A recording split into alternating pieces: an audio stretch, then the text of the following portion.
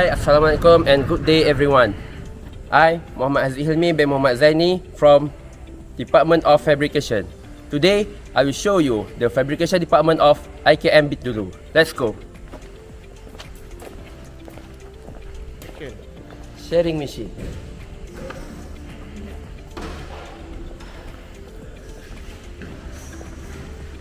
Okay. Workshop practice station.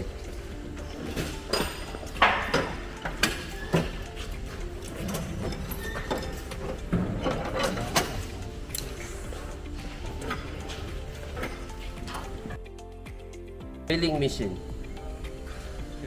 Sewing machine.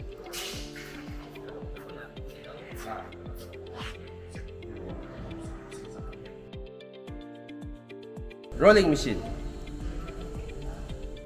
Blasting room.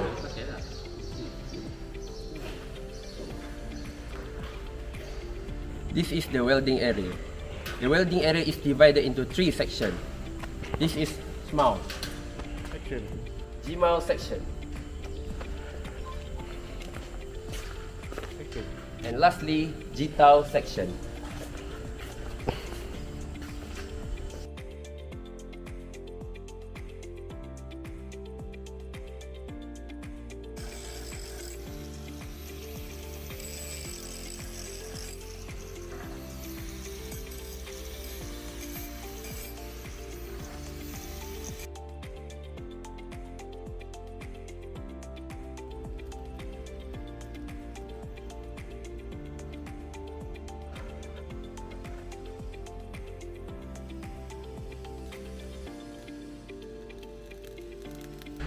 That's all for today.